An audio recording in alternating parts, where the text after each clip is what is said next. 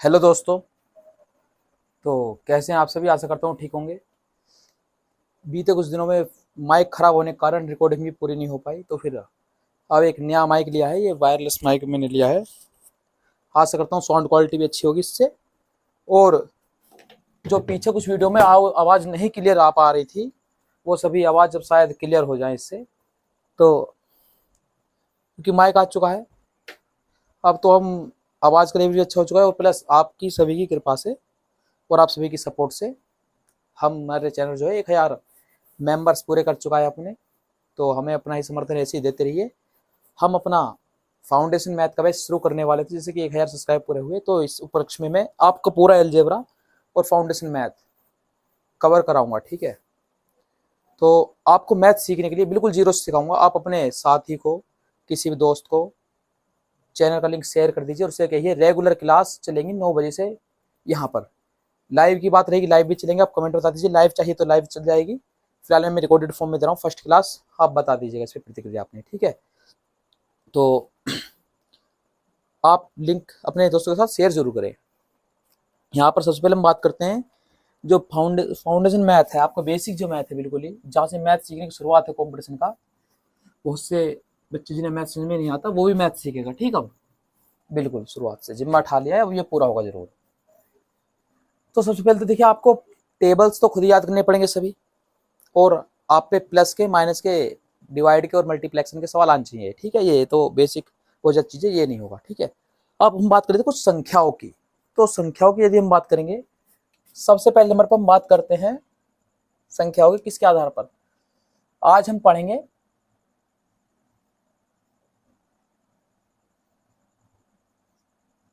Numbers and there types, संख्या और उनके प्रकार के बारे में आज हम जानेंगे कि संख्या क्या क्या होती है, कितने प्रकार की संख्या होती है, उनके बारे में बहुत सी चीजें हम जानकर आज सवालों को हम करना सीख जाएंगे। इन्हें कुछ हद तक करने की जरूर प्रयास हम इन्हें कर लेंगे। ठीक है, तो सबसे पहले जो हमें संख्या में पढ़नी है, सबसे पहले जानिए हमें पढ़नी है अलग अलग तरीके से। यदि बात करता हूँ चिन्ह के आधार पर संख्याएं, पहले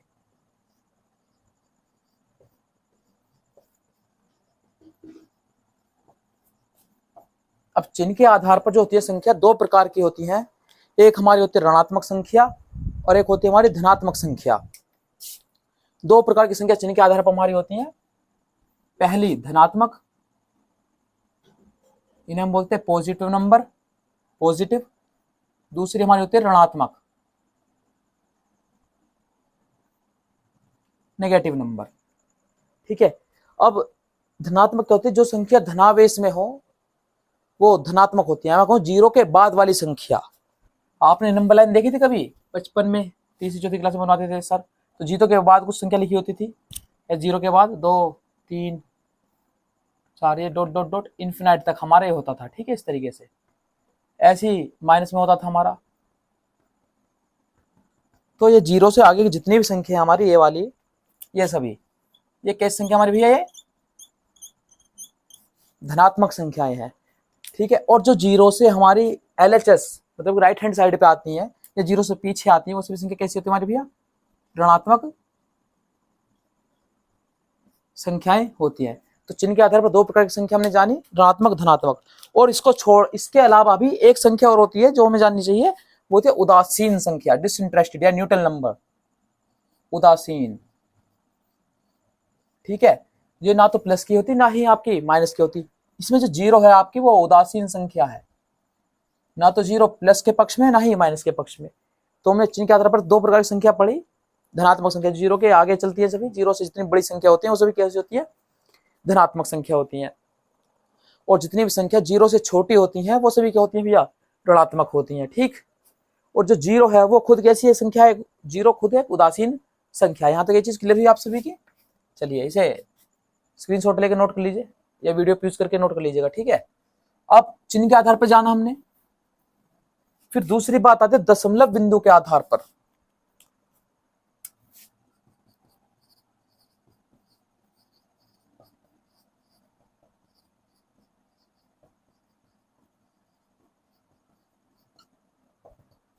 अब दशमलव बिंदु के आधार पर दो प्रकार की संख्या होती है, एक शांत संख्या शांत दशमलव संख्या। दूसरी होती है हमारी भैया अशांत दशमलव संख्या। अब शांत दशमलव संख्या क्या है? तो शांत दशमलव संख्या में सबसे पहले हम जानेंगे इसमें भी हम कि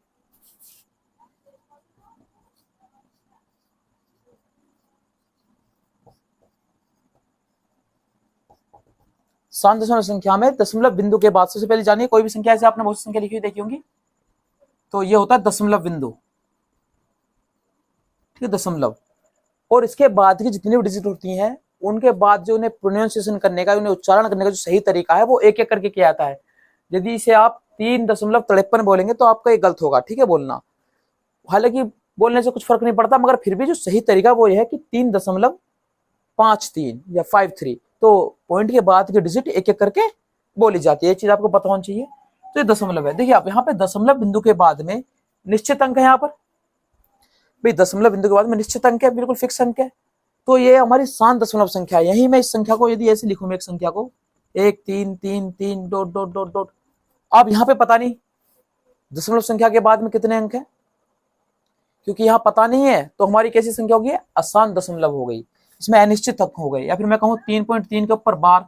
अब इस बार का मतलब ये है कि ये जो संख्या है बार बार आई है यहाँ पर, ठीक है, तो ये भी कैसी होगी हमारी भैया? अशांत हो गई। तो शांत दशमलव संख्या लिखेंगे भैया जिस संख्या में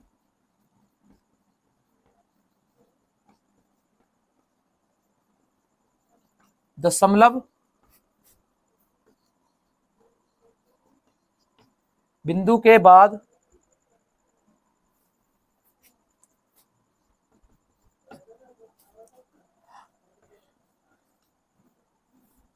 निश्चित अंक हो, क्या कहलाते हैं आपके भैया? वो शांत दशमलव संख्या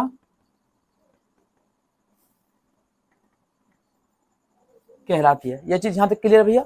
जिस भी संख्या में आपके दशमलव बिंदु के बाद में निश्चित अंक होंगे वो आपकी शांत दशमलव संख्या कहलाएगी। बताइए यहां तक कोई डाउट भैया मन में? ठीक है, नहीं है। दूसरी जो होती है हमारी भैया वो अशांत दशमलव संख्या। तो अशांत, इसमें एग्जांपल लिखूं यदि मैं आपको, तो इसमें एग्जांपल जो आपका ये है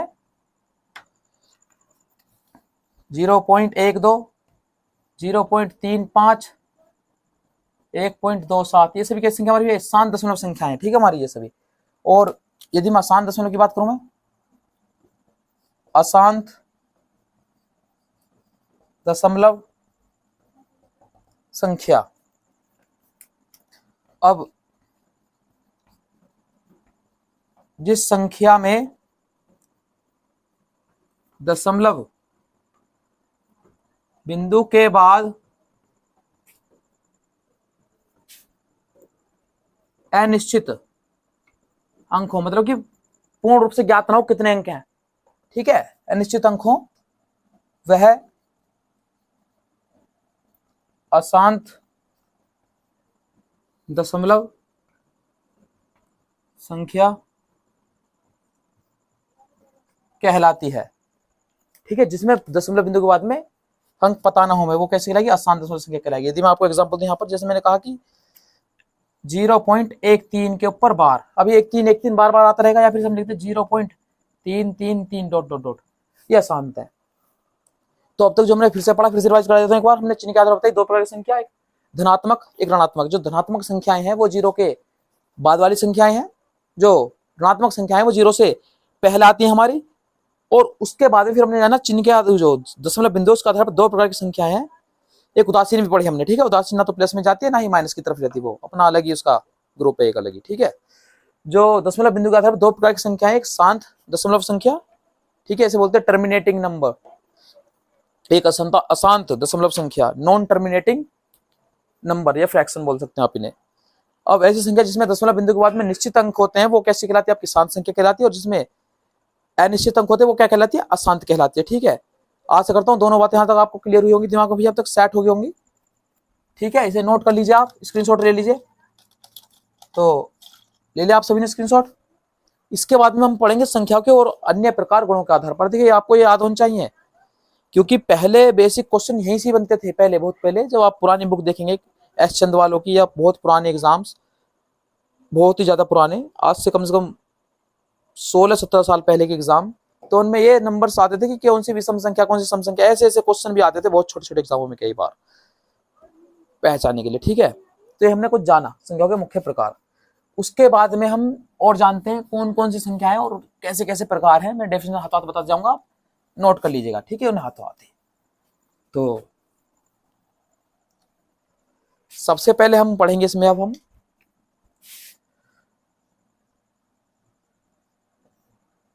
प्राकृत संख्या, बोलते हैं नेचुरल नंबर। ठीक है, तो ऐसी संख्याएं जिन्हें हम गिन सकते हैं, जिन्हें हम गिन सकते हैं, क्या कहलाती है? नेचुरल नंबर कहलाती है। 101 आप ये याद रखिए इस तरीके से। ठीक है, जिन संख्या को हम गिन सकते हैं वो क्या कहलाती है? Natural number. जिन संख्याओं को गिना जा सकता है, ठीक है, वे क्या कहलाती है? प्राकृत संख्या कहलाती हैं।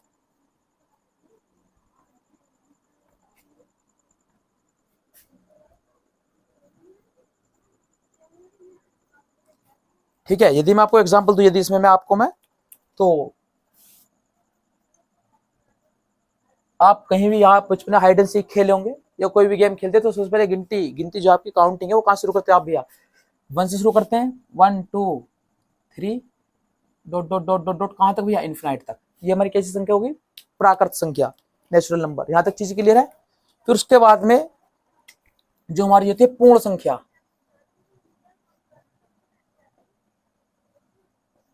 ठीक है, याद करने का तरीका बता रहा हूं मैं। देखिए पूर्ण संख्या कब होती है?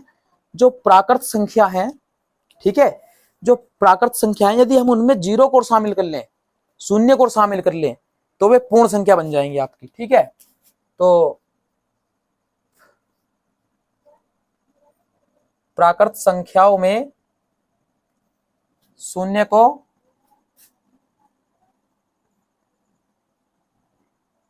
शामिल करने पर वे पूर्ण संख्या बन जाती है। एग्जाम्पल यदि मैं आपको दूं तो ये तो प्राकृत है हमारे पास में भैया, इन्फिनाइट तक आगे तक, इसका मतलब अनंत आगे तक जा रही है। ठीक है, इन्फिनाइट बोलते हैं हम। इसमें मैंने क्या जोड़ दिया? जीरो और जोड़ दिया, तो कैसी बन गई हमारी भैया? पूर्ण संख्या बन गई। कैसी बन गई? अब पूर्ण संख्या बन गई। तो प्राकृत संख्या समझ में आई भैया? तो सबसे पहली प्राकृत संख्या कौन सी हमारे पास में? 1। और सबसे पहली पूर्ण संख्या कौन सी हमारे पास में भैया? 0। फिर उसके बाद में हमारे पास आता है पूर्णांक।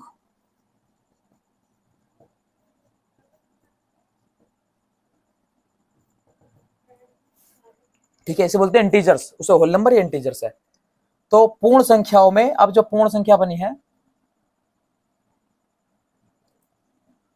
पूर्ण संख्याओं में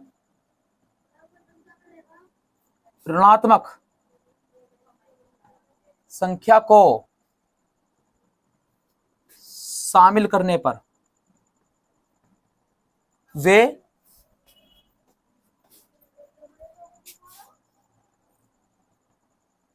पूर्णांक बन जाती हैं। ठीक है बेटा, इंटीजर्स कब होंगे बेटा? जो हमारे पास में बेटा होल नंबर थे, जो पूर्ण संख्या थी, इनमें यदि क्या और शामिल कर लो बेटा? मैं पूर्ण संख्या मतलब कि माइनस संख्या शामिल कर लूं, मतलब 0 1 2 3, ये तो है ही हमारे पास में इनफिनिट तक। यदि मैं माइनस की संख्या और ले मैं,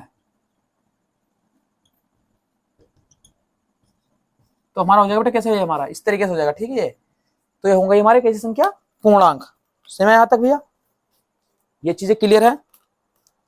ठीक है, इसके बाद में भी और कुछ संख्या है हमारी, थोड़ा सा और जान लेते हैं इनके बारे में। जैसे कि अब विषम संख्या,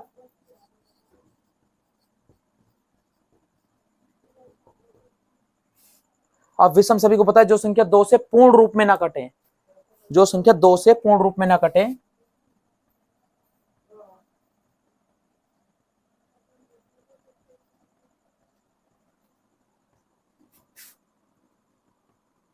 पूर्ण रूप में ना कटे या विभाजित हो, क्या कहलाती है? विषम संख्या कहलाती है। यदि मैं आपको इनका एग्जांपल दूं तो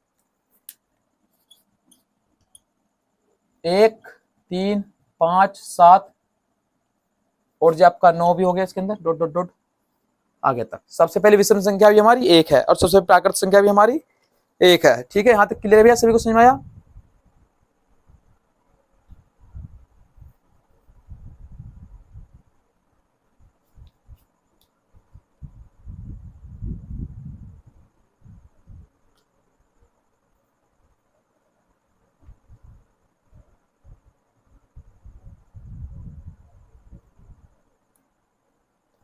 ठीक है, यहाँ तक क्लियर हो गया सभी को? विषम संख्या होगी यहाँ तक, ठीक है हमारी ये जो है जी।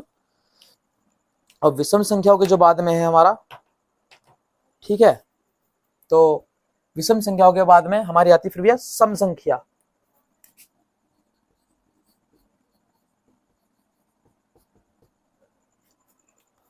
सम संख्या, अब ये जो सम संख्या है ये वो संख्या होती है जो संख्या दो से पूर्ण रूप में क्या हो, विभाजित है, वे सम संख्या कहलाती हैं आपकी।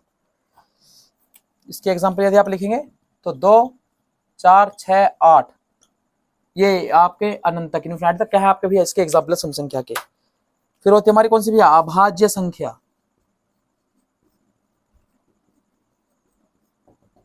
इसे इवन नंबर बोलते हैं, इसे ऑड नंबर या इवन नंबर जो 2 से डिवाइड हो जाते हैं। अब अभाज्य संख्या जो प्राइम नंबर है आपके, तो जिस संख्या के गुणनखंड नहीं हो तथा जो स्वयं, यानी कि स्वयं का मतलब होता अपने आप से विभाजित हो, क्या कहलाती है आपकी, अभाज्य संख्या कहलाती है। अब गुणनखंड ना हो मतलब कि which number can not be factorised, ठीक है, and divide by itself called prime number. जिस नंबर के बेटा हम जिस नंबर को फैक्टराइज नहीं कर सकते, ठीक है, और जो नंबर खुद से डिवाइड होगा वो क्या होगा भैया आपका, वो जैसे कि मैंने आपके सामने लिखा 6 और 6 के आपने फैक्टर कर लिए, 2 3 जा 6। अब आपके सामने लिखा मैंने 4 2 2 जा 4, 10 लिखा 2 5 जा 10, आपने हाई फैक्टर कर लिए।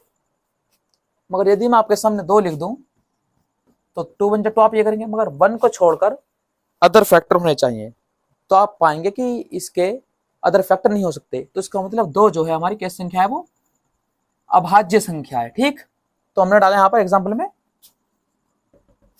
2 4 सॉरी 2 3 3 का टोटल नहीं कर सकता, 5 भी नहीं हो सकता और 7 भी नहीं हो सकता, 9 हो सकता है, ठीक है, 11 नहीं हो सकता, 13 नहीं हो सकता, इन्फिनिटी तक। ये 25 नंबर्स होते हैं 100 तक। ठीक है, हमारे यहां तक क्लियर है सभी को? चलिए, अच्छी बात है, समझ में आया है यदि सभी को? उसके बाद में जो हमारा चलता है अभाज्य संख्या के बाद में अभाज्य, फिर होती है आपकी भैया परिमेय संख्या। थोड़ा ध्यान दीजिएगा भैया, ठीक है। तो जो संख्या या जिन which numbers are written in the form of p upon q where q not equals to 0, which numbers are written in the form of p upon q where q is not equals to 0। जो संख्या p बटे q के रूप में लिखी जाती हो, जो संख्या p बटे q, अब ये p बटे q क्या है समझ लीजिए एक बार। p का मतलब हमारा क्या भैया, अंश, और q का मतलब हमारा क्या भैया, हर। जो संख्या अंश बटे हर के रूप में, मतलब डिनोमिनेटर और डिनोमिनेटर के रूप में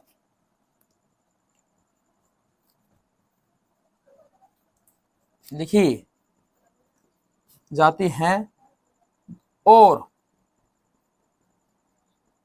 जहां q बराबर 0 नहीं है, क्या कहलाती है आपकी भैया, वो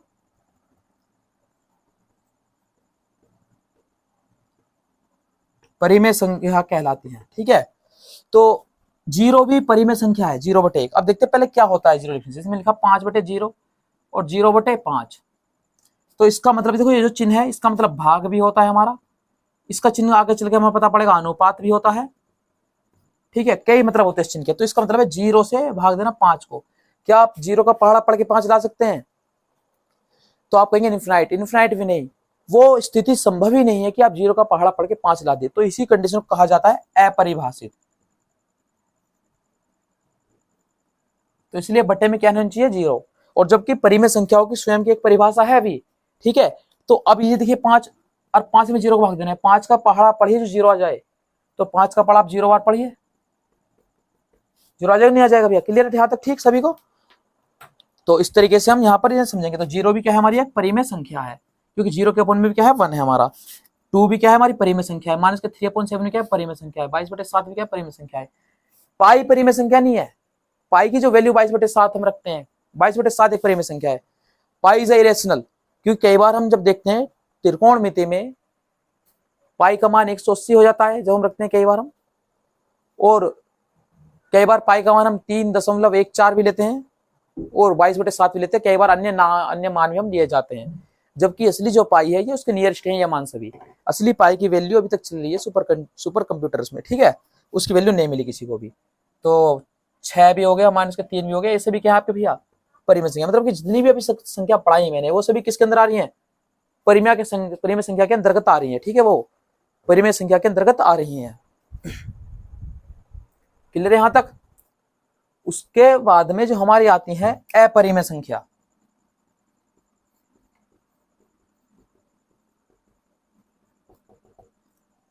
तो अपरिमेय संख्या की आसान सी परिभाषा कुछ नहीं है, जिन संख्याओं को हम p/q के रूप में नहीं लिख सकते, जिन संख्या को हम p/q के रूप में नहीं लिख सकते वो क्या कहलाती है आपकी भैया अपरिमेय संख्या कहलाती है। अब इसके अंदर आती कौन कौन सी संख्या है, तो इसके अंदर अशांत दशमलव संख्या भी आती है, और इसके अंदर से पाई हुआ आपका, अल्फा बीटा ये अक्षर हैं, या फिर ये सभी इसके अंदर आ जाएंगे। अशांत दशमलव संख्या मतलब जैसे मैं लिखा √3 ये भी आएंगे, रूट वाली भी आ जाएंगे आपके अंदर, और तरह तरह की संख्या भी इसके अंदर आ जाएंगी हमारी, ये होती हैं चीजें, ठीक है। एक काल्पनिक संख्या और होती है, मगर वो आपको अभी नहीं बताई जाएंगी, उनका कोई यूज भी नहीं आपके पास में खास। तो इसका एक बार स्क्रीनशॉट ले लीजिए, इसे नोट कर लीजिए सभी।